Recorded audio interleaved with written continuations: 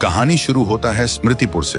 बाहर से देखो तो बस एक आम गांव, कच्ची गलियां, बिना दरवाजा और खिड़कियों के घर और साधारण लोग। लेकिन स्मृतिपुर की पहचान ना खेतों से थी ना मंदिर से। गांव के चौक के बीच जंगली पत्तियों से लिपटी एक पुरानी कुर्सी रखी थी। कहते हैं जो भी इस कुर्सी पर बैठता वो अपना पूरा बीता हुआ वक्त देख लेता था, खुशियां भी, गम भी और वो पल भी जो कभी लौट कर नहीं आते। लेकिन इसके बदले कुर्सी अपना कर्ज वसूल करती थी। बैठने वाला या तो पागल हो जाता या फिर मौत उसे जल्दी अपने पास बुला लेती।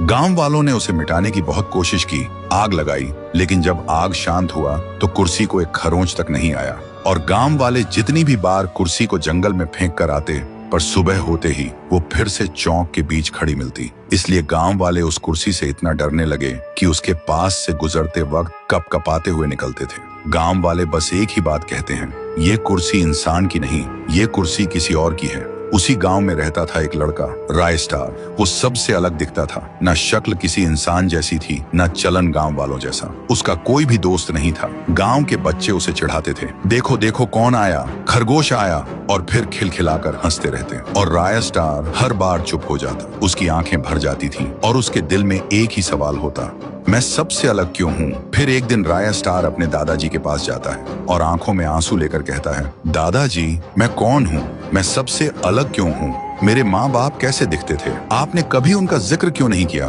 दादाजी क्या मैं इंसान नहीं हूँ, कहीं मैं एक एलियन तो नहीं।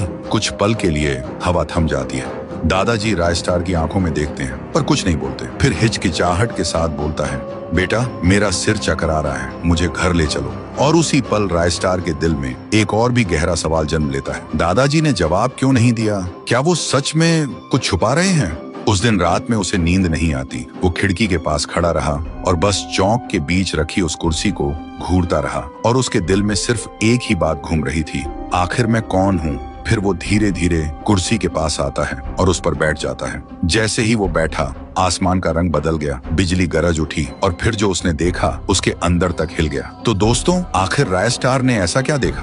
क्या वो इंसान है या सच में एलियन या फिर कुछ और ही? अगर जानना है तो कमेंट करो, पार्ट 2 चाहिए।